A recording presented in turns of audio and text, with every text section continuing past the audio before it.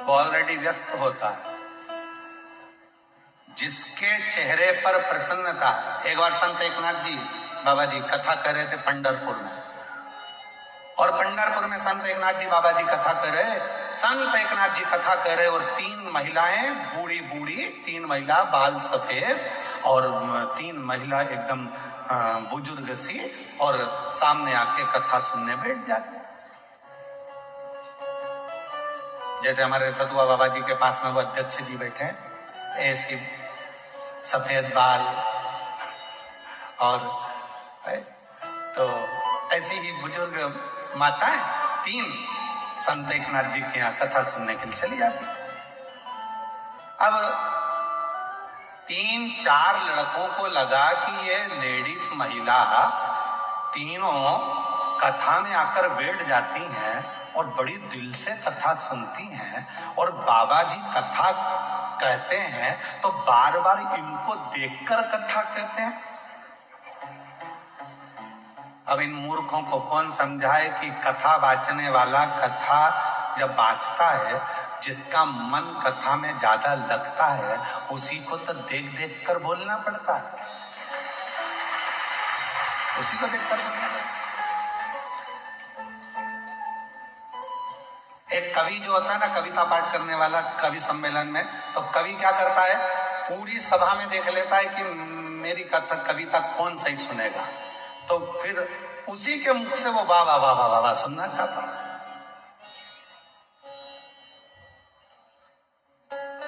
सुने, अब वो तीनों अच्छे से सुनती थी, तो बाबा जी संत एकनाथ जी उनको देखकर कथा कहते थे, पर इन तीनों की बुद्धि बिगड़ गई। इन तीनों ने विचार करा, जरूर बाबा जी का ये महिलाएं तीनों जरूर, अच्छा जिसकी बुद्धि में कचरा भरा हो ना, तो उसको सब दूर कचरा दिखता है। जिसके दिमाग में गंदगी भरी होगी तो उसको गंदगी दिखेगी।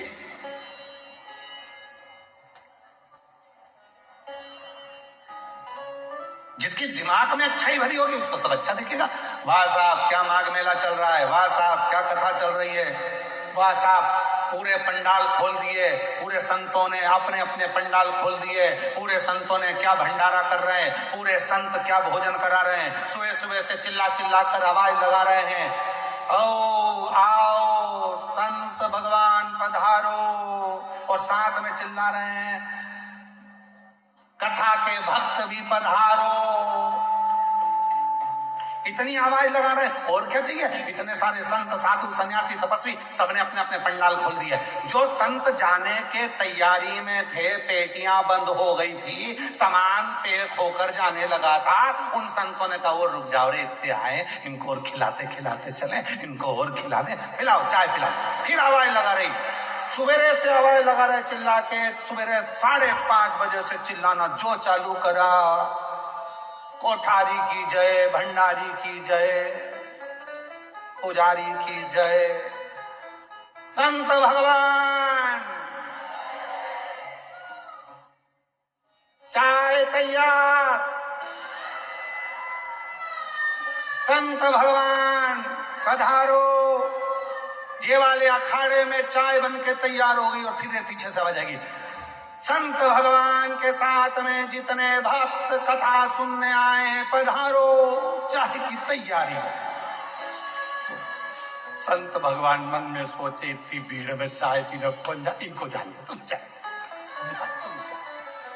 तुम जाओ पहले। अब जिन संतों ने अपना सामान पैक कर लिया, जाने की तैयारी हो गई, जरा विचार करो, संत हृदय नवनीत समाना, संत का भाव कितना निर्मल है। तुरंत भंडारे चालू कर दिए, पंडाल खोल दिए गए, जाओ बैठो कथा सुनो और भोजन करो, चाय पियो, चल। ये आनंद शिव कथा कह रही है, भगवान शंकर की पवित्र चरित्र, भगवान शंकर का पुनीत पावन चरित्र वर्णन कर रहा है। जिसकी बुद्धि में गंदगी भरी उसको गंदगी दिखेगी, और नहीं तो कोई आएगा तो कहेगा वाह वाह क्या कथा चल रही है साहब, क्या भीड़, क्या आनंद, क्या आनंद। कल एक माता जी करे लिख के भेजी कि गुरुजी वो हम आरती नहीं कर पाते हैं क्योंकि भीड़ बहुत ज्यादा। तो कौन कराए आरती, करो, दिया मत लगाओ, मोबाइल में टॉर्च तो है ना, मन मेरा मंदिर, आंखें दिया बाती, फोटो की है तालियां, रोम फूल बाती, रोम रोम जीवा तेरी। और बस बहुत जब आरती हुआ करे, दिया भले ना जले, क्योंकि दिए से साड़ी जल जाए, पट्टी जड़ जाए, टेंट में कहीं आग लग जाए, इसलिए दिया ना जलाकर अपनी मोबाइल की लाइट चालू। इसमें क्या दिक्कत है?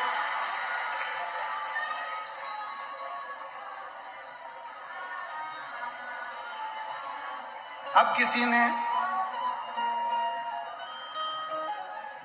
अच्छा, अब हमने जो बोला है ना कि मोबाइल की लाइट से भी आरती कर सकते हो, तो इस पे बहुत बड़ा विरोध खड़ा होगा थोड़े दिन बाद, तो उनको उत्तर भी दे दे, क्या ऐसा हो सकता है? क्यों नहीं हो सकता? तमिलनाडु में एक भक्त हुए मरार, क्या नाम था? मरार, शूद्र थे, शिव के भक्त थे, शंकर के भक्त। मरार के पास में धन नहीं था, पैसा नहीं था, तो मरार ने विचार करा कि भोले बाबा एक बार मंदिर बनाना है तुम्हारा, कुछ भी हो जाए तुम्हारा मंदिर बनाना है। और याद रखना, भाव होगा तो भवन भी जरूर बनेगा, भाव होगा तो भवन भी जरूर बनेगा, और भाव होगा तो भगवान भी जरूर आएगा, निश्चित है। मरार तमिलनाडु के एक ऐसे भक्त हुए शंकर के, शूद्र थे, नहीं था धन, सेवा करते थे, एक गुरु के पास पहुंच गए, मन है शिव जी का मंदिर बनाना। गुरुजी ने कहा, धन है? नहीं। संपदा है? नहीं। मैं तुझको दे दूं पैसा, ले जाकर बना ले? नहीं।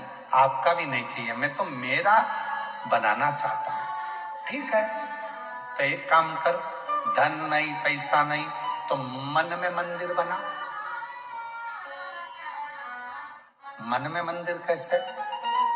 कहीं से ईंट ला, कहीं से मिट्टी ला, कहीं से ओटला बना, शिवलिंग लेकर आ, नंदी लेकर आ, मन में बिठाते जे, अपने मन को ऐसा बना ले कि मैंने शिखर की डिजाइन ऐसी करी है, उसका दरवाजा इतना बड़ा रखा है, सुतार से बात करी थी, बात सबसे कर किया, सुतार के पास जाके ना दरवाजा लगाना है मंदिर में, कितना बड़ा लगाऊं, ऐसा ऐसा, मन में मंदिर बनाते चले जा। उसने अपने मन में मंदिर बना लिया। भक्त का नाम है मरार भक्त। कोई तुमसे कहे, किसी और वाले महाराज जी ने कह दिया कि लाइट से, टार्च, मोबाइल की टार्च से ही आरती कर लो, तो उनको जवाब दे सकते हो। मरार भक्त शिव भक्त था, मन में मंदिर बन गया। पंडित जी के पास गया, प्राण प्रतिष्ठा की मुहूर्त दे दो। पंडित जी ने कहा, तूने मंदिर का बना लिया? मेरे मन में बना लिया। तो मन में बना लिया तो कभी प्रतिष्ठा? नहीं नहीं नहीं, तुम मुहूर्त दो, मैंने सब पूछ के बनाया, तुम मुहूर्त दो। पंडित जी ने मुहूर्त निकाला, इस तारीख का मुहूर्त है। कांची वहीं पास में लगी हुई थी, और उस स्थान का राजा एक बहुत बड़ा मंदिर बनाया था। वहां से 100 किलोमीटर की दूरी पर राजा ने मंदिर की प्राण प्रतिष्ठा का मुहूर्त भी वही निकाला जो मरार ने निकाला था। मरार राजा शिव का इतना बड़ा भक्त था कि हवन यज्ञ से शंकर जी को प्रसन्न कर लेता था। आज शिव जी के पास में उसने भी मुहूर्त निकाला और प्राण प्रतिष्ठा दोनों जगह चालू हो गई। राजा प्राण प्रतिष्ठा कर रहा है, बड़े बड़े विद्वानों को बुलाकर, बड़े बड़े यज्ञ कराकर, अनुष्ठान कराकर, सब दान कर कर प्राण प्रतिष्ठा चल रही थी। और मरार बैठ गया था, आज का मुहूर्त है, इतनी वजह से यज्ञ चालू हो गया है, ब्राह्मण हवन करा रहे हैं, मैंने, मेरा भोलेनाथ आकर प्रतिष्ठा में बैठने वाला है, उसके प्राण प्रतिष्ठा होने वाली है। और प्राण प्रतिष्ठा चलती, राजा ने शिव जी को सामने से जाते हुए देखा। राजा कहने लगा, भोले बाबा, आज मेरे मंदिर की प्राण प्रतिष्ठा तुम्हें बैठना है? शंकर जी बोले, आज नहीं बैठ सकता, कोई दूसरा मुहूर्त निकाल ले, आज तो मरार के दिल में जाकर बैठना है, उसने जो मंदिर बनाया। उसने जो हृदय में मंदिर बनाया है, भाव होगा तो भवन बनेगा, और भवन में भगवान तब आता है जब भाव निर्मित हो जाता है। मेरे भक्त के हृदय में जो मंदिर बना है उसकी प्राण प्रतिष्ठा है। कहा वो मरार के दिल में तुम बैठो। हाँ, राजा का प्राण प्रतिष्ठा छोड़कर शंकर भगवान मरार के दिल में जाकर बैठ गए। दिल में एक दिन मरार के मन में जाकर बैठ गए तो मरार के मन में आया, अब प्राण प्रतिष्ठा पे भंडारा कराना चाहिए, हलवाई नहीं मिल रहा, भोजन कैसे कराऊं, किसको दूंगा। शंकर भगवान ने कहा मेरी धर्म पत्नी से जोरदार कोई हलवाई नहीं है, पूरी काशी को भोजन करा रही है अन्नपूर्णा। आंखें बंद कर कर बोला, अन्नपूर्णा माता भोजन कराना है। अन्नपूर्णा जी ने हृदय में आकर पूछा कितनों को कराना, पूरे गांव को जिमाना है। इसने तो सोचा ही था। अन्नपूर्णा ने पूरे गांव को निमंत्रण दे दिया। जो जहां बैठा था वहां पंगतें लगना चालू हो गई, भंडारे चालू हो गए, मालपुआ खीर रबड़ी सब बनना प्रारंभ हो गया, भंडारे चल रहे थे। जैसे ही आंख खुली इतना बड़ा भंडारा, सारे गांव के लोग कहने लगे मरार गजब कर दिया, तेरे पास इतना पैसा कहां से आ गया कि खीर मालपुआ खिला रहा। मरार कहने लगा मैंने तो प्राण प्रतिष्ठा का भंडारा करा था। लोगों ने पूछा मंदिर कहाँ है, तो के भीतर प्रतिष्ठा हो गई, हाँ भगवान बैठ गए, हाँ। वो भंडारा सारा गांव खा रहा था। कोई तुमसे पूछे किसी और वाला बाबा कह दिया कि दिया बाती भी नहीं हो तो टार्च तो है ना मोबाइल। दिल भाव होगा तो भवन बनेगा। वो प्रैक्टिकल करके देखो मरार की इस कथा का, मरार की कथा का प्रैक्टिकल करके देखना। कई माताएं कहती हैं हमारे यहाँ मंदिर नहीं है, कोई माता कहती है हमारे मंदिर दूर है, कोई माता कहती है हम मंदिर नहीं बना सकते, कोई माता कहती है हमारे पास पैसा नहीं है, हम मंदिर कैसे बनाए। शिव पुराण कहती है एक बार शंकर का छोटा सा शिवलिंग किसी पेड़ के नीचे भी रखकर देख लो या खुले आसमान में रखकर देख लो, जल चढ़ाते रहोगे, भाव बढ़ता रहेगा तो एक दिन उस भाव के कारण वहां भवन बनकर ही रहेगा, मंदिर बनकर ही रहेगा। चढ़ाते रहो। एक बार अयोध्या में मेरे भगवान राम टेंट में आकर बैठ गए और टेंट में बैठे रहे तो लोगों का भाव बढ़ता रहा, भाव बढ़ता रहा, भाव बढ़ता रहा, भाव बढ़ता रहा, भाव बढ़ता रहा। ऐसा भाव बन गया कि आज वो टेंट की जगह पर अयोध्या में मेरे भगवान श्री राम मंदिर में जाकर विराजमान हो गए। भाव है तो भवन है, भाव है तो भगवान है, और भाव ही नहीं तो मंदिर कितने भी बनाकर रख दो, भाव नहीं है तो भी भगवान भी। कई कई मंदिर ऐसे हैं बने बहुत बड़े बड़े हैं पर कोई जाता ही नहीं है, भाव ही नहीं है। वहां तो लोग सोचते हैं कि कमाने के लिए बना लिया, आन दो धन दौलत संपदा, तो भाव भी तो होना चाहिए। भाव अच्छा होगा तो भगवान आएगा, भाव ही नहीं।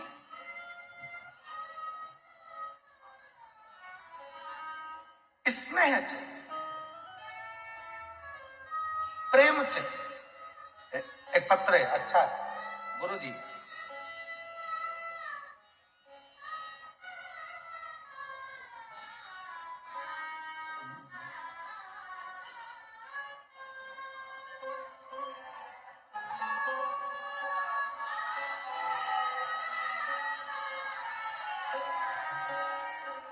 कुछ नहीं मिला तो कुमकुम की बिंदी का ही पैकेट भेज दिया।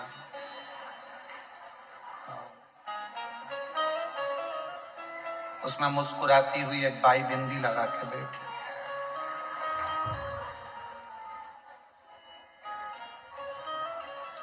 गुरुजी प्रणाम। मेरे भोले बाबा का मैं क्या बखान करूं गुरुदेव। मेरी बेटी MBBS की तैयारी कर रही थी, नीट क्लियर नहीं हो रहा था। बाबा की ऐसी कृपा हुई गुरुदेव कि पंडाल में बैठकर कथा सुनी और मेरी बेटी भी आई थी, बाबा से विनय कर कर गई थी। नाम क्या लिखा है? राकेश कुमार गुप्ता, सिंगरौली,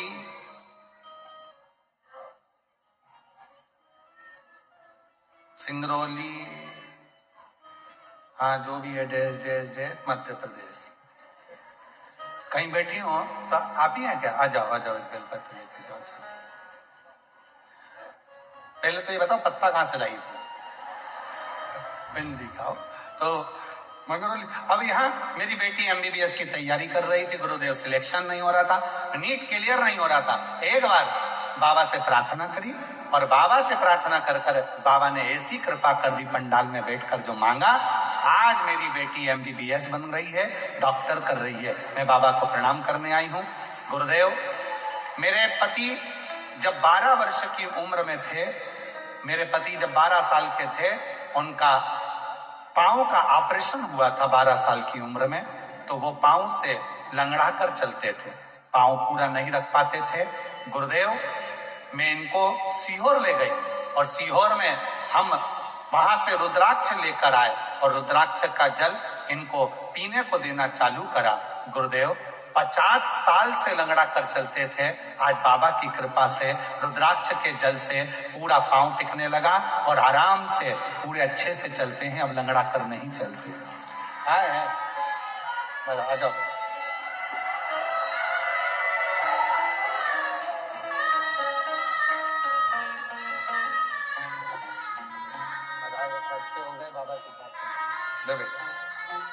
रोते नहीं, पहले आंसू पोछ बेटा, आंसू पोछो, आंसू पोछ अच्छे से, खुश होकर जाओ।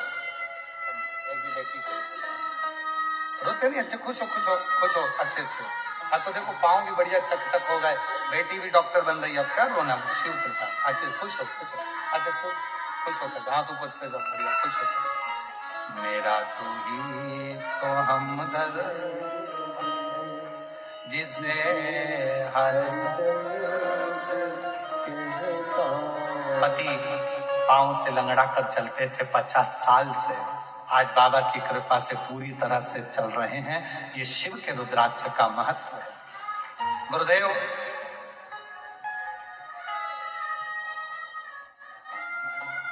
मेरा नाम शिवानी दीक्षित, पत्नी उज्जवल दीक्षित, सीतापुर जिला उत्तर प्रदेश से आई हूं। कहीं बैठी हो, हाथ हिला सकती हैं और बेलपत्र लेने के लिए आ सकती हैं। गुरुदेव, मेरे पति की नौकरी कुछ कारणवश अगस्त के महीने में छूट गई थी। आईसीआईसी बैंक में वो नौकरी करते थे, छूट गई। बहुत तकलीफ की जिंदगी चालू हो गई। गुरुदेव, छोटा सा बच्चा 4 साल का, बहुत तकलीफ का जीवन चल रहा था। तब किसी के कहने पर सीहोर गए और 3 अगस्त 2025 को कंकर शंकर की पूजन करी। शाम की प्रदोष आरती हमने कुबेरेश्वर धाम की करी और बाबा से प्रार्थना करी। रात्रि का विश्राम कुबेरेश्वर बाबा की उसी धरा पर करा। बाबा से बोलकर आ गई, बाबा बहुत कष्ट चल रहा है, और बाबा की कृपा से मेरे पति की पुनः जॉब लग गई। बाबा ऐसी कृपा करे कि बाबा ने हमारे सारे दुख दूर कर दिए। एक बार जोरदार ताली बजाएं। कहीं बैठी हो तो आ सकती हैं। अगला है शुभावती देवी, पत्नी श्री सुरेश चंद्र यादव, ग्राम जैनपुर, टोल संतपुर, पोस्ट जैनपुर, ब्लॉक भटहट, जिला गोरखपुर, उत्तर प्रदेश से हैं। कहीं बैठे हो, आ सकते हैं। बाबा की बहुत दिनों से भक्ति करती आ रही हूँ गुरुदेव। मेरे पूरे परिवार पर बाबा की बड़ी कृपा है। मेरा बड़ा बेटा ब्रजेश कुमार यादव कई बार रेलवे की परीक्षा में असफल हो गया। तब मैंने अपने बेटे से कहा, तुम बाबा की भक्ति करो, 1 लोटा जल चढ़ाओ, और सीहोर वाला बाबा कहता है कि मेहनत को 4 गुना बढ़ाओ। मेरे बाबा ने ऐसी कृपा करी, हम कुबेरेश्वर धाम गए और कुबेरेश्वर धाम आए, वहां पूजन कर कर कंकर लेकर रुद्राक्ष लेकर वापिस आए और 3 महीना भी नहीं हुआ और मेरे बेटे का रेलवे में सिलेक्शन हो गया। मेरे बेटे की नौकरी लग गई। मैं बाबा को प्रणाम करने के लिए आई हूँ, बाबा को नमन करती हूँ। एक पत्र है, जय हिंद, अमृतसर पंजाब से रवि शर्मा, संत श्री हृदय राम नगर, बिरागढ़, भोपाल। गुरुदेव, मैं भारतीय सेना में हूं। कहीं बैठे हो तो आ सकते हैं। मैं भारतीय सेना में हूं और अमृतसर पंजाब से आया हूं। रहने वाला भोपाल का हूं, अमृतसर में मेरी नौकरी है। गुरुदेव, मेरा बेटा कक्षा 12वीं में सेना का परीक्षा दे रहा था। पर क्लियर नहीं हुआ। फिर मेरे बेटे को मैंने शिव जी की भक्ति में लगाया, एक लोटा जल चढ़ाना प्रारंभ करा। एक पंडाल में बिठाकर मैंने अपने बेटे को कथा सुनवाई और बाद मेरा बेटा टेस्ट में पास हुआ। आज बाबा की कृपा से भारतीय वायुसेना में राइफल पायलट के रूप में मेरे बेटे की ज्वाइनिंग हो गई। मैं बाबा को यहाँ नमन करने के लिए आया हूं। कहीं बैठे हो तो आ सकते हैं, जहां बैठे हो। बाबा के शिव भक्ति का एक बल है विश्वास। शिव भक्ति का एक बल है भरोसा, भरोसा, विश्वास। इसलिए भाव होगा। तुमने जहां शंकर जी रखे और जल चढ़ाना प्रारंभ करा, भाव बढ़ते बढ़ते बढ़ते बढ़ते वहां भगवान अपने आप आते हैं और भवन भी बन जाता है और शिव आकर विराजमान हो जाता है। भाव बढ़े, भाव बढ़े। दुनिया के आगे प्रभु चुपचाप मेरे काम, दुनिया के आगे प्रभु चुपचाप मेरे काम। मेरा तू ही तो हमदर्द है, जिसे हर दर्द कहता हूं। इसलिए दिल से उससे कहो, प्रार्थना करो, विनय करो। जो दिल से मांगोगे वो दिल से देगा, जो दिल से मांगोगे वो दिल से दे देगा। मेरा भोला भंडारी है, मेरा भोला भंडारी है, खाली झोली भर देगा। मेरा भोला भंडारी है, खाली झोली भर देगा। जो दिल से मांगोगे वो दिल से दे देगा, जो दिल से मांगोगे वो दिल से दे देगा। मेरा भोला भंडारी है, खाली झोली भर देगा। मेरा भोला भंडारी है, खाली झोली भर देगा।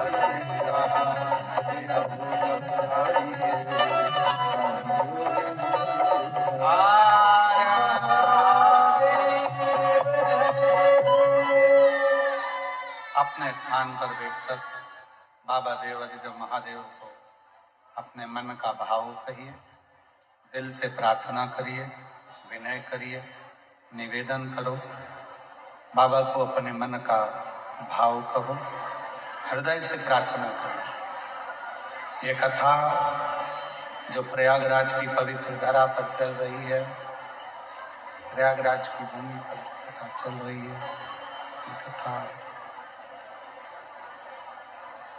आज कथा का चतुर्थ दिवस है और कल कथा प्रयागराज में जो चल रही है कल विराम की ओर जाएगी। कल कथा का समय यहाँ कथा पंडाल में सुबह 8 बजे से 11 बजे तक रहेगा। ये कथा कल 31 जनवरी को विराम हो जाएगी। फिर 11, 12, 13 फरवरी को डबरा मध्य प्रदेश में 3 दिवसीय शिव महापुराण की कथा 1 बजे से 4 बजे तक रहेगी।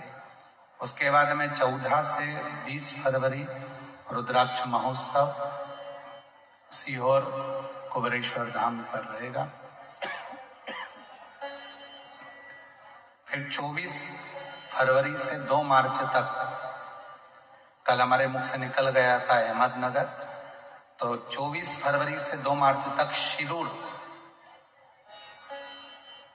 घोड़नादी जिला पुणे महाराष्ट्र में 24 फरवरी से 2 मार्च तक शिरूर घोड़नादी जिला पुणे महाराष्ट्र में शिव महापुराण की कथा 7 दिवसीय रहेगी। उसके बाद में 10 से 16 मार्च भुसावल महाराष्ट्र में कथा रहेगी। फिर 20 से 26 मार्च जयपुर राजस्थान में कथा रहेगी। ऐसे कथाओं का क्रम रहेगा। दिल से आप बहुत दूर दूर से आए हैं, बाबा को अपने मन का भाव कहिए, प्रार्थना करिए, निवेदन करो, बाबा को दिल की बात कहो और बाबा को अपने मन का भाव अवश्य कहें। जहाँ जगह मिले वहाँ बैठ जाए, दिल से बाबा को प्रार्थना करिए, निवेदन करिए, साथ में बोलिएगा, बाबा को हृदय से नमन करिए।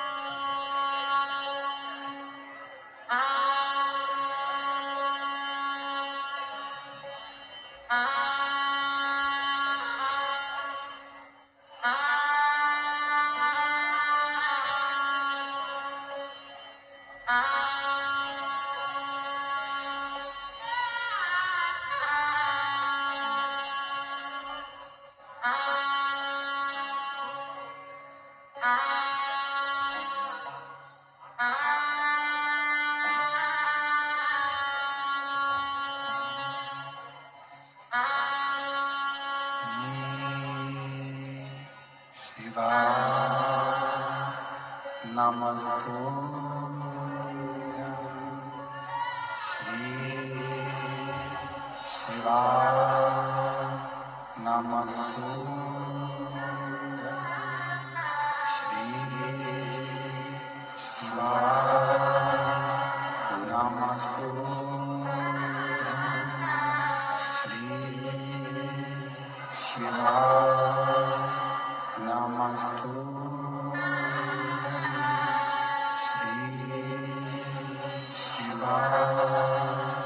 नमस्तु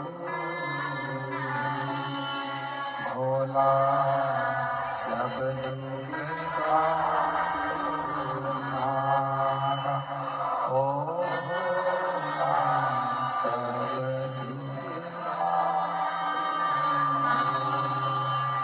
शिव शंकर तेरी माला, भोले बाबा तेरी माला, भोला सब दुख का ओ भोला सब दुख का वेश है मंगल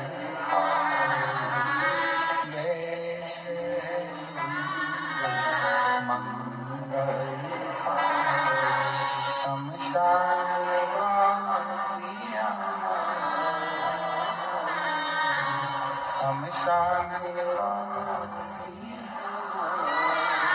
ओ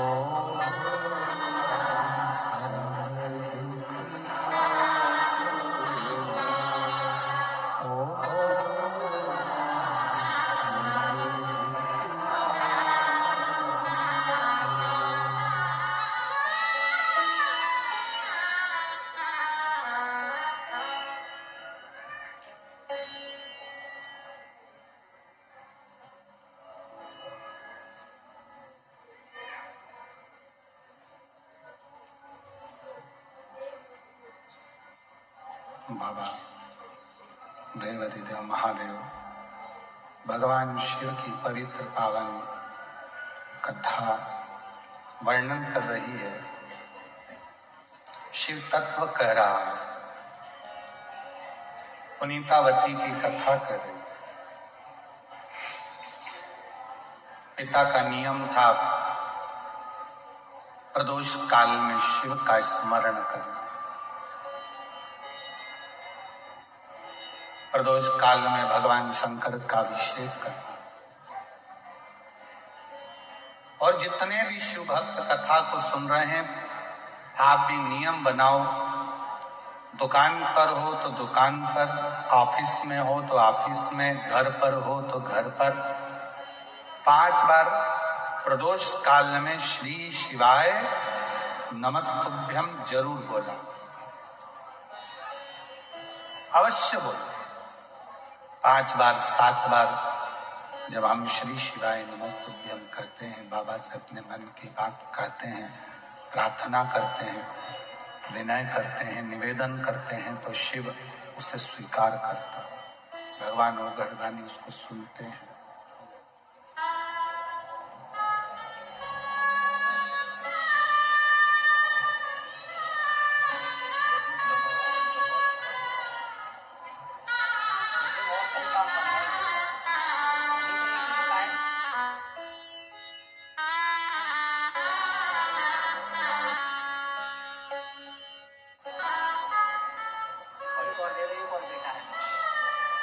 शिव कथा कर रही है, भगवान शंकर की पवित्र कथा कर रही है। पुनीतावती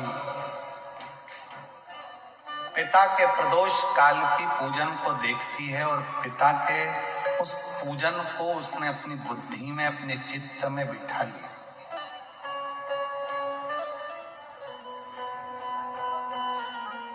जैसे मां पार्वती जी ने जैसे शिव को, भगवान देवाधिदेव महादेव की आराधना को, शंकर भगवान की साधना को अपना बना लिया था, फिर बाद में देवाधिदेव महादेव स्वयं मां जगज्जननी पार्वती के हो गए थे।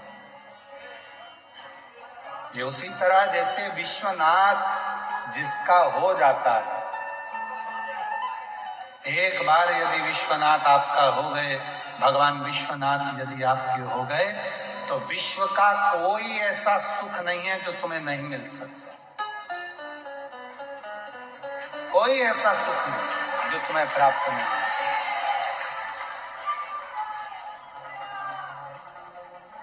बस उसको अपना बना लो। एक बार उससे प्रार्थना करो, उससे विनय करो, निवेदन करो, विनती करो। कैसे ना मिले? दुनिया का सारा सुख, दुनिया का सारा वैभव, दुनिया का सारा आनंद शिव की कृपा से आपको प्राप्त होगा। शंकर भगवान की कृपा से आपके पास होगा। आप उस शिव की भक्ति करो, आप उस शंकर की आराधना करो, आप शिव की साधना करो, आप भगवान देवाधिदेव महादेव का स्मरण करो। पुनीतावती बड़ी हो गई और बड़ी तो हुई, विवाह हो गया एक धनिक सेठ के साथ, जिसके पास में बहुत संपदा है, बहुत धन है। ऐसे धनिक सेठ के साथ में उसका विवाह। परम दत्त नामक सेठ के साथ में, धनिक के साथ उसका विवाह हो गया। पर शिव जी की भक्ति में वो इतनी लीन होती थी कि वो भगवान शंकर के सिवा चित्त मन कोई आता, कोई शिव भक्त आ जाता, उसको भोजन करा देती, पानी पिला देती, सेवा करती, आसन लगा देती, बिठा देती, ऐसी उसकी भक्ति थी। पर इस पुनीतावती का जो पति था, परम दत्त नामक जो पति था, वो बड़ा अलग स्वभाव का था, थोड़ा कंजूस भी था और थोड़ा क्रूर भी। हमने कल कथा में आपको कहा था, पत्नी अगर धर्मात्मा होती है तो पति थोड़ा सा क्रोधी होता है, या भगवान को नहीं मानता, या पति भगवान को मानता है तो पत्नी नहीं मानती। पति और पत्नी दोनों यदि भगवान को मानने लगे तो समझ लेना कि भगवान भोलेनाथ की बड़ी कृपा है जो हम एक जैसे। ये शिव की, ये शंकर की कृपा है।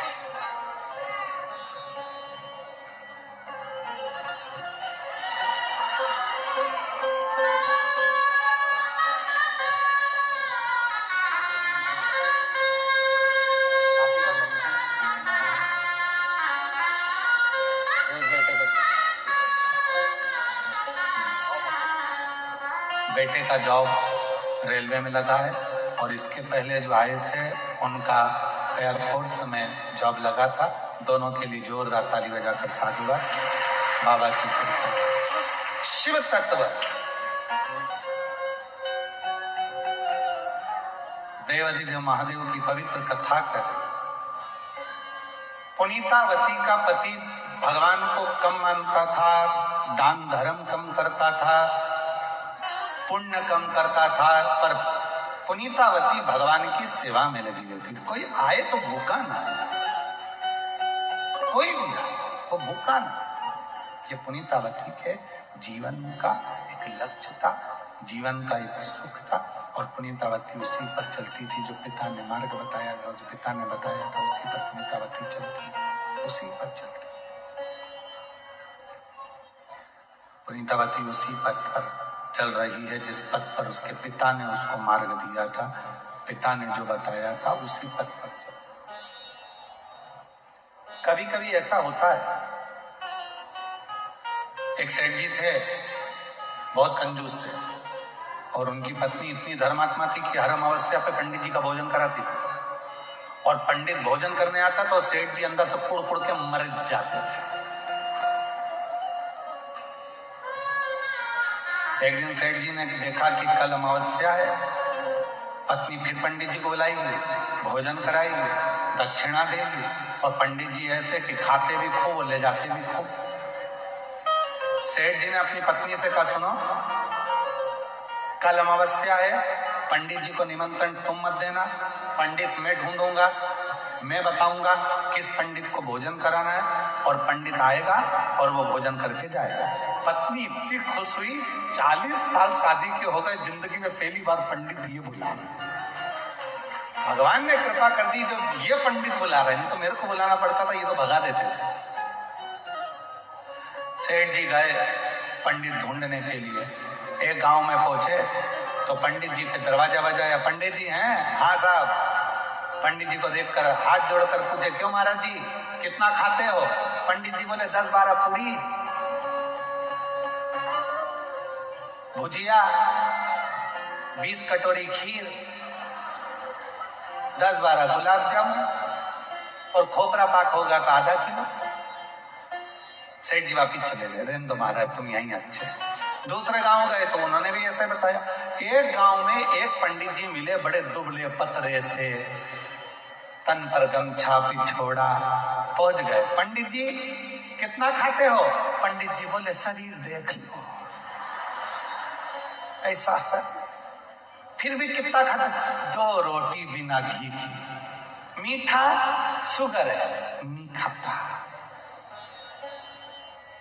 पापड़ नहीं, 2 रोटी और थोड़ी सब्जी बस। अच्छा ठीक है, दक्षिणा जो दे ठीक है, कल आ जाना टाइम पे जीने के लिए। पंडित जी बोले। सेठ जी चले गए। दूसरे दिन पंडित जी जा रहे थे, पंडिताइन बोली देखो मुझे भोजन नहीं बनाना है, सेठ जी बड़े धर्मात्मा है, जो आए तो अपने को नोतने। एक काम करो, 8 बच्चे हैं अपने, सबको ले जाओ। पंडित जी कहने लगे ले जाओ, हाँ ले जाओ, और मेरा भी भोजन ले आना, बनाएगा कौन? पंडित जी गए, सेठ जी बड़े खुश होकर गए, पत्नी से कहा सुनो ये दक्षिणा का लिफाफा रखा है दे देना, और पंडित जी आए पेट भर के भोजन कराना, जितना खाए सब खिलाए, जो बोले सब कर। ठीक है, पत्नी बड़े प्रेम से, पंडित जी आए, ये अपनी दुकान चले गया। पंडित जी आए तो उन्होंने खाई 2 रोटी, 8 बच्चे थे, सेठानी जी ये भी भूखे हैं, भोजन 8 को खिलाया। जाते जाते बोले अब मैं जा रहा हूं, पत्नी को भोजन बनाना नहीं है, टिफिन में धर दो, जितना बच्चा कुछ सब बांध के ले। पति आया, ला भोजन दे, दुकान पे से दोपहर के टाइम आया, भोजन दे। पत्नी बोली भोजन डबल से बनाना पड़ेगा। क्यों? वो पंडित जी आए थे ना, तो पंडित तो 2 रोटी खाता था, वो तो बेचारा 2 ही खाया, 8 बच्चा आया, सब खा, तो बचा हुआ वो पत्नी के लिए ले गए, दक्षिणा वो भी ले गए। पति ने कहा अब खाना नहीं खाऊंगा, लटर डंडा दे, और जो डंडा लेके सेठ जी गए पंडित जी के घर, और पंडित जी के यहाँ जाए, इतने में पंडित जी ने अपनी पत्नी से कहा सेठ बहुत कंजूस है, आता होगा चिल्ला चोट करेगा, गाली देगा। पत्नी बोली तुम चिंता मत करो, तुम तो खटिया पे चद्दर तानो और सो जाओ, बाकी का सब मैं निपट लूंगी। और पंडित जी तो सो गए। सेठ जी ने दरवाजा बजाया, अंदर दरवाजा खुलते से ही आए, चिल्ला कर दौड़े, काय पंडित? इतने में पत्नी रोती रोती बोली अरे सेठ तुझ में आग लग जाए, ना जाने क्या खवाया, खा के आया और निपट गया। निपट इतनी रोई पत्नी, अरे तुझे राजा के पास लेकर जाऊंगी, थाने में पटकवाऊंगी और तुझे फांसी की सजा दिलवाऊंगी। इतने में सेठ जी बोले ऐसा मत बोलो, ये थोड़े से पैसे रख लो, सब अच्छे से काम करो पंडित जी का, और राजा के पास मत जाना। हाथ जोड़कर चले गए। इतने में नींद उड़ गई। पंडित जी उठ के बैठे, पंडितायन से किया गया हाव, महंगा रोए एक बार, सस्ता और ढूंढो सस्ता, और ढूंढो सस्ता। तो कोई कोई होता है जिसका स्वभाव ऐसा होता है। पुनीतावती का पति थोड़ा था ही ऐसा, जो सामान लेकर आता था कहीं मेरी पत्नी किसी को दे ना दे, 25 बार पूछता था, 25 बार।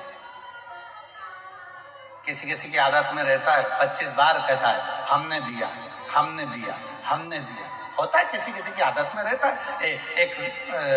एक व्यक्ति अपने ससुराल जा रहा था। ससुराल जाते जाते उसका दोस्त मिल गया रास्ते में, तो दोस्त से कहा कि चल मेरे साथ मेरे ससुराल से तुझे घुमा कर लेकर आता हूँ। ससुराल में नहीं जा रहा, अरे चल तो सही, अरे मेरे पास कपड़े नहीं है, कुर्ता तो पहना है ना, कोई बात नहीं, मैं तुझे नया पजामा दे दूंगा, तो टेंशन मत ले, मेरे साथ चल। उसको ससुराल ले गया। ससुराल ले गया तो ससुराल में गया तो साले जी ने, साली ने, सबने पूछा जीजा जी कैसे हो? बढ़िया, सब बढ़िया हो? हाँ। सब आनंद में हो? हाँ। जीजा जी को चाय पिलाई, साथ वाले को चाय पिलाई, फिर पूछा जीजा जी ये कौन है? तो कहा मेरा दोस्त है, मैं आ रहा था तो बोला कहाँ जा रहे हो? ससुराल। तो बोला मैं भी चलूं, खुद लेके आया।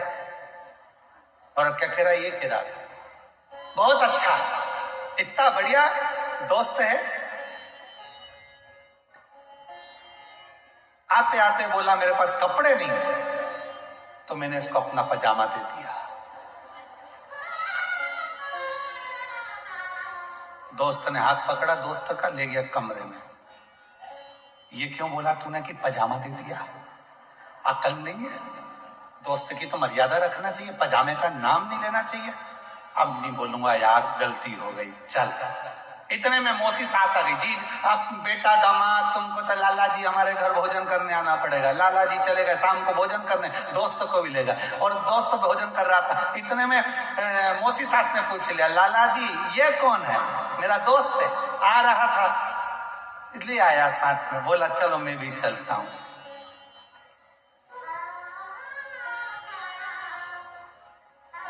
कुर्ता इसी का है, पजामा भी इसी का। इतने में मौसी सास ने पूछा पजामा, फिर पूरी कथा सुना दी। अब तो और गुस्सा आ गया। अब लेकर गया का गरवान पकड़ कर बोला आप बोला ना पजामे की तो सोच लेना, अब भी कि चले जाऊं। मामा ससुर ने कहा था सवेरे भोजन हमारे यहाँ है, वहां ले गया। मामा ससुर ने कहा दामाद जी लाला जी कैसे हो? बढ़िया। ये कौन है? मेरा दोस्त है। दोस्त है, पजामे की कोई बात नहीं करूंगा, कोई बात। अब तो और दोनों में लड़ाई हो गई। चले, किसी किसी की आदत रहती है बताने की, देने की। बता महाराज, पुनीतावती का पति था ही ऐसा, जो सामान देता था 25 बार पूछता था कहीं किसी को दे तो नहीं दिया। मैंने तुझे वो साड़ी दिलाई थी कहां है? मैंने तुझे सामान दिया था कहां है? एक दिन पुनीतावती का पति 2 आम लाकर दे दिया पत्नी को। 3 दिन निकल गए आम रखे रखे। एक शिव भक्त आ गया, भूखा था, भूख लग रही थी। दरवाजा बजाया पुनीतावती का। पुनीतावती का जैसे दरवाजा बजा, पुनीतावती बाहर आई। बाहर आकर दरवाजा खोला। कौन है? माँ, भूख लगी है, भोजन चाहिए। भूख लगी है? हाँ। भोजन चाहिए? हाँ। अंदर आए, पानी पिलाया, भोजन कराया। जाने लगे तो मन में सोचा कि क्या दूं? पैसा दूंगी तो पति को अच्छा नहीं लगेगा। आम रखे हैं, एक आम उठाकर पुनीतावती ने उस शिव भक्त को दे दिया। शिव भक्त बाहर गया, पेड़ के नीचे बैठकर आम खा रहा था। इतनी देर में उसका पति आ गया। पति अंदर आकर पूछा, आते से ही पति ने पूछा आम कहाँ है? पत्नी ने एक आम ला कर दिया। पति बोला दूसरा आम कहाँ है? पुनीतावती बोली कि इनने शायद देख लिया। पुनीतावती ने कहा वो तो मैंने शिव भक्त को दे दिया। वो आम क्या तू तेरे बाप के घर से लेकर आई थी? आम ला कर दे अभी की अभी, वो आम चाहिए। पुनीतावती नेत्रों से नीर बहाती हुई भोलेनाथ को याद करती है, बाबा मैंने तो उस भक्त में आपको देखा था, वो प्रसाद में आम वापिस दे दो ना भोलेनाथ। शंकर भगवान ने पुनीतावती की गोद में वो आम वापिस डाल दिया। जैसे ही पुनीतावती की गोद में आम वापिस डाला, वो आम पुनीतावती ने अपने पति को हाथ में दिया। हाथ में लेते से ही पति को लगा ये तो कोई तंत्र मंत्र जानती है। पति ये नहीं समझ पाया कि ये शंकर की भक्त है, ये तंत्र मंत्र करती है। धक्के मार दिए, कहा मेरे तेरे तन पर जो आभूषण है वो मेरे हैं, सब उतार। सारे आभूषण उतरवा दिए। मेरे घर की वस्त्र भी दे, अपने बाप के घर का पहन कर जा। और पिता के घर की एक साड़ी पहनकर पुनीतावती घर से निकल गई। घर से निकली और पुनीतावती जैसे ही एक वस्त्र पहनकर निकली, शिव मंदिर में पहुंच गई। जितने लोग आते थे सेठ उन सब पुनीतावती की सुंदरता देखते थे। इतनी सुंदर थी पुनीतावती कि उसको देखकर आड़े टेढ़े शब्द सब कहने लगे। एक दिन प्रदोष काल का समय था, जो पुनीतावती ने अपने पिता को देखा था कि प्रदोष में पिताजी शिव का अभिषेक करते हैं, पर आज मेरे पास ना वस्त्र सामान है ना कोई सामग्री है। पुनीतावती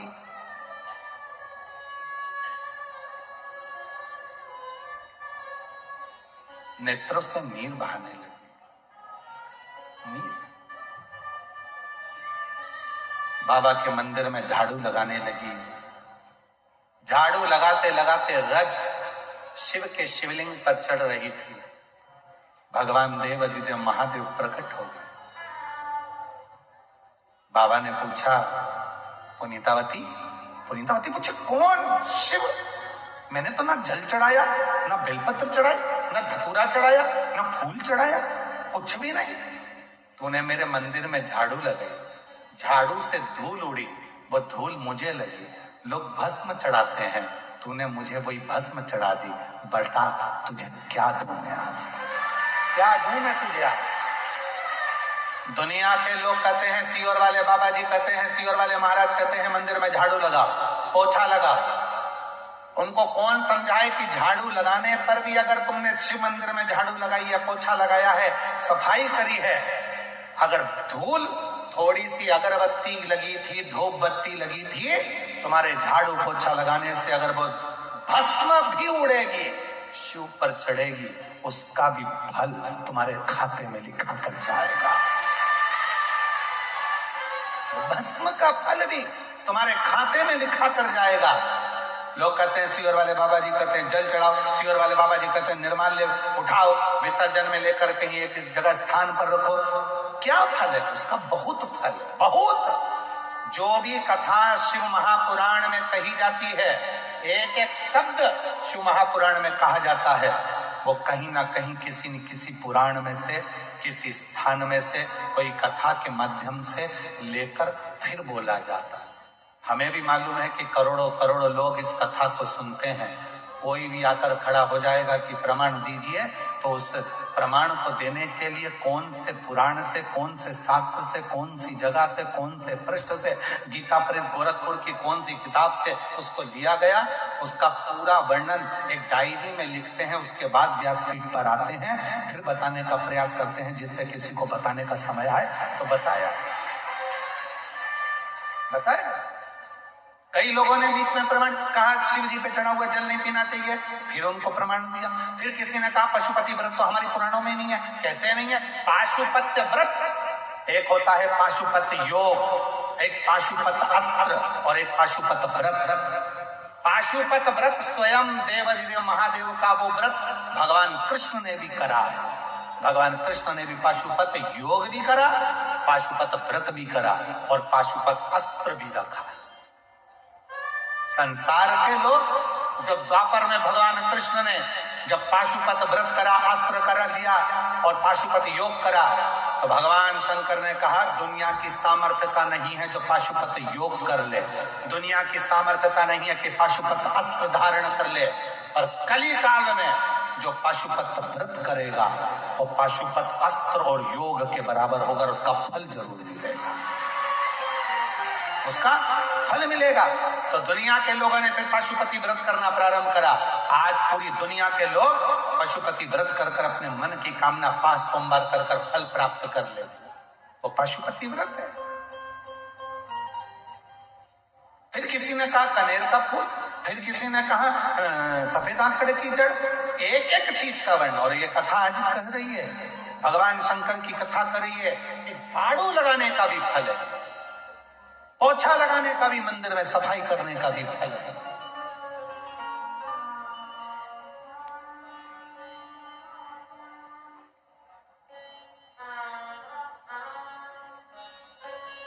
फिर किसी ने कहा गुरुजी आपने एक बार कथा में कह दिया कि शंकर के शिवलिंग के अगर टुकड़े से टुकड़े, टुकड़े से टुकड़े 1000 टुकड़े भी हो जाएं तो भी वो खंडित नहीं माना जाता। बिल्कुल, उसका प्रमाण है भारत की भूमि का बिजली महादेव जो कुल्लू मनाली में है, जिसके ऊपर बिजली गिरती है, शिवलिंग के टुकड़े हो जाते हैं, उस टुकड़ों को वापस जोड़ा जाता है और शंकर की पूजन चालू हो जाती है। वो भगवान बिजली महादेव के रूप में सहस्रेश्वर शिवलिंग, उसका प्रमाण। लगाई झाड़ू, धूल उड़ी, मस्तक चढ़ी, शिव प्रसन्न, मांग तुझे क्या चाहिए? पुनीतावती ने कहा बाबा बस एक वर दे दो। क्या? मुझे भूत बना दो, प्रेत बना दो, मेरा ये सुंदर काया समाप्त कर दो। भजन में तकलीफ होती है। शिव ने कहा भजन में तकलीफ? हाँ, सुंदर हूं ना, लोग आते हैं, देखते हैं, ताने देते हैं, शिव को नहीं देखते, मुझे देखते हैं, अपशब्द कहते हैं, ताना देते हैं, आड़ा टेढ़ा करते हैं। शिव महापुराण की कथा कहती है, पुनीतावती की कथा कहती है, शंकर ने कहा भले तूने मांगा मैं तुझे प्रेत जैसा भूत जैसा रूप दे दूंगा, पर सुन पुनीतावती, अगर जिसने तुझे अपशब्द कहा है, कल से तुझे उसका प्रमाण दिखना प्रारंभ हो जाएगा। शिव महापुराण की कथा कहती है, कोई शंकर का भक्त, कोई शिव की आराधना करने वाला, शिव की साधना करने वाले को कभी अपशब्द मत कहो, ताना मत दो, गाली मत दो, आड़ा टेढ़ा मत करो, मत बोलो।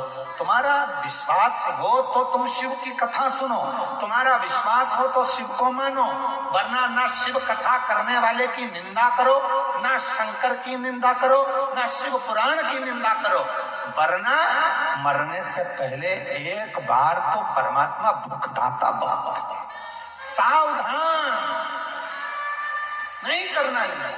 नहीं लग रहा ना मन, कोई बात नहीं। शंकर में तुम्हारी कथा में मन नहीं है, कोई बात नहीं, पर शिव भक्त की भी निंदा मत करो, कथा की भी निंदा मत करो, और शिव की भी निंदा मत करो, तो चिंता नहीं। रोने लगी पुनीतावती।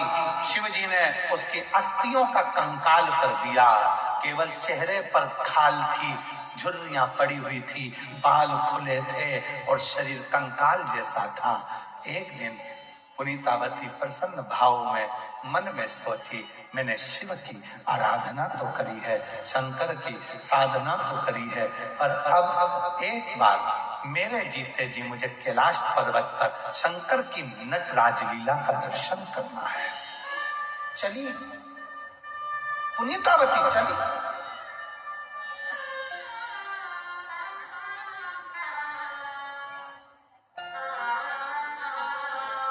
एक पुनीतावती भारत की भूमि के दो संत ऐसे हुए, एक रामकृष्ण परमहंस जी और एक पुनीतावती जी। भारत की भूमि के वो दो संत ऐसे हुए, रामकृष्ण परमहंस जी जब वृंदावन दर्शन के लिए आए तो मथुरा के रेलवे स्टेशन पर पांव के बल नहीं उतरे, सिर के बल उतरे थे। रामकृष्ण परमहंस जी और भारत की भूमि की दूसरी संत पुनीतावती ऐसी थी जो कैलाश धाम की यात्रा करने के लिए गई, और जब कैलाश नजदीक में थे तो पांव से चलना बंद कर दिया था, हाथ के बल चलती थी, थक जाती थी तो सिर को जमीन पर टेक लेती थी। पर पूरी कैलाश यात्रा में पुनीतावती ने अपना पांव नहीं रखा, क्योंकि इस धरा पर मेरा शंकर कंकर के रूप में विराजमान है, ना जाने कब मिल जाएगा मुझे। पांव नहीं रखा, पांव। भारत की भूमि के एक संत रामकृष्ण परमहंस जी मथुरा के रेलवे स्टेशन पर उतरते हैं तो सिर के बल, हाथ के बल उतरते हैं। कहा साथ वालों ने, स्वामी जी क्या कर रहे हो, लग जाएगी, चोट लग जाएगी, गिर जाओगे, पांव क्यों नहीं रखते? रामकृष्ण परमहंस जी ने कहा, जिस ब्रज की रज में मेरे कृष्ण ने अपना चरण रखा है, उस रज पर मैं पहले सिर रखना चाहता हूं, अपना पांव नहीं।